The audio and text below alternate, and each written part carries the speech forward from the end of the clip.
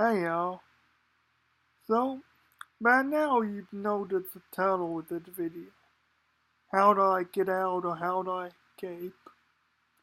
What I mean by that? Well, how do I get out of temptation? How do I get out of sin? How do I escape? How do I escape addiction? That can be a tough thing to swallow. And an even more tough thing to do.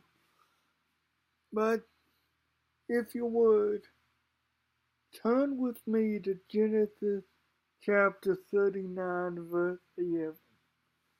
Again, we're going to be in Genesis chapter 39, verse 11. This was when Joseph was a slave in Egypt. He was bought by Potiphar, and his wife saw that Potiphar's wife saw that Joseph was desirable. But I want to pick up in verse 11.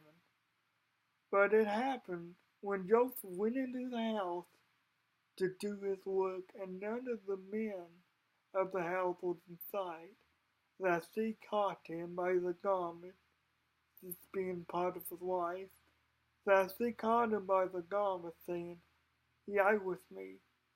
But he had the garment in her hand, and feared, and ran outside. Why did he run? Why not just stay inside? Why not just wait for his master, wait for Potiphar, and explain to him what happened? Well, there's a couple things. First of all, judging by the verses that happened, after, he wouldn't have believed Joseph's story anyway. He would have believed that maybe Joseph tried to make inappropriate advances on her, or what have you, so I don't think, judging by the verses coming after, I could be wrong, but I don't think Potiphar would have really believed him. But don't quote me on that, that's fact, that's just my opinion. And second thing is, I think Joseph ran because he knew he wasn't strong enough to resist his woman for long. I mean, you saw it right there. No one else was in the house. No one would have known. So he could have had his way with her, so to speak, and then he could have ran out and just did his work like he was supposed to. This could have been a secret affair. But you see,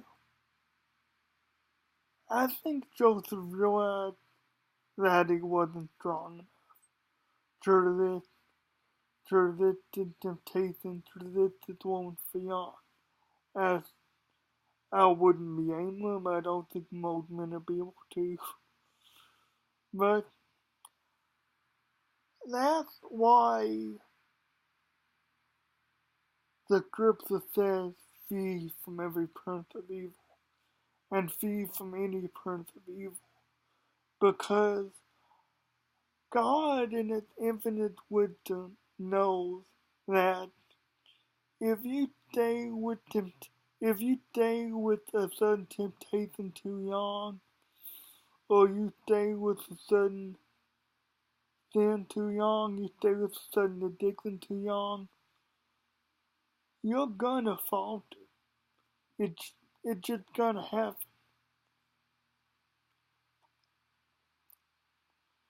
But as you see, Joseph didn't even yell. Joseph didn't even yell for something like that to happen. He immediately got out of the line of fire. He immediately got out of the devil's crosshairs. Even if it seems virtually like there was nothing stopping him. No one was gonna find out about this. He ran. He ran from temptation because he wanted to honor God. He wasn't where he wasn't supposed to be. So often, we can pray for God to set us free from temptation and set us free from addiction. And then he doesn't, and we wonder why. God, I prayed for you to set me free from temptation. I prayed for you to set me free from this addiction. Why didn't you do it? Well, that is kind of twofold as well. First of all, God could be saying, well, here's the thing, I tried to set you free from temptation. I tried to set you free from addiction. In fact, I'm trying right now. But see, the problem is, you keep running back to the temptation or back to the addiction instead of running away. The second thing is, when we ask God to set us free from temptation or set us free from addiction, which is well within His power to do, don't misunderstand the next words I say, He often does, even though it's well within His power to do so. He's more content with just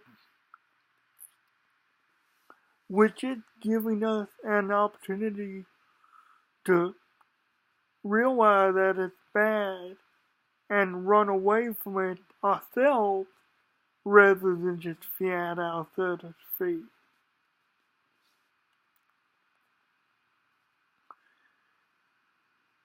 Ladies and gentlemen, the scripture says run away from temptation, because if we entertain that, if we entertain temptation, if we entertain addiction for even a second, it's gonna be too late. The devil's gonna get us. Flee from every appearance of evil, because you have to. Because you have to, or else you will falter. Now I understand thinking that it's just too late for me. I need this now. I'm addicted. There's no hope for me anymore. I would encourage you to try something.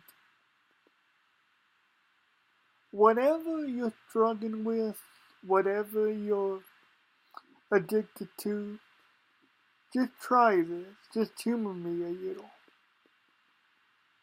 Whenever you feel the temptation and the addiction trying to grab you again, just make a pact with yourself and with God that you're gonna resist the temptation and the addiction for one day. One day. And then before you know it, one day will turn into 2, and 2 days will turn into 3, and 3 days will turn into 4, and before you know it, you've forgotten that you even addicted completely. The best way to break addiction and sin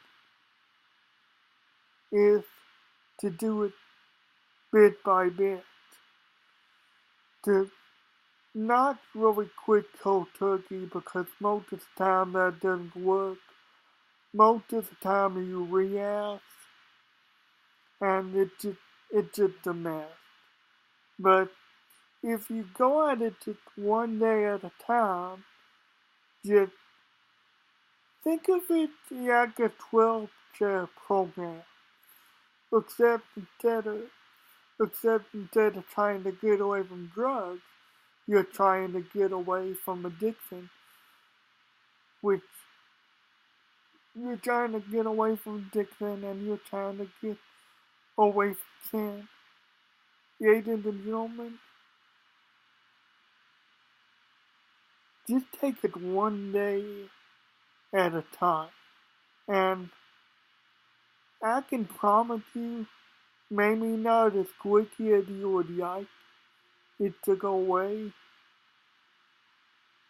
but I can promise you, as time builds up, God will grant you more resolve because He sees, oh, my child done well with this day.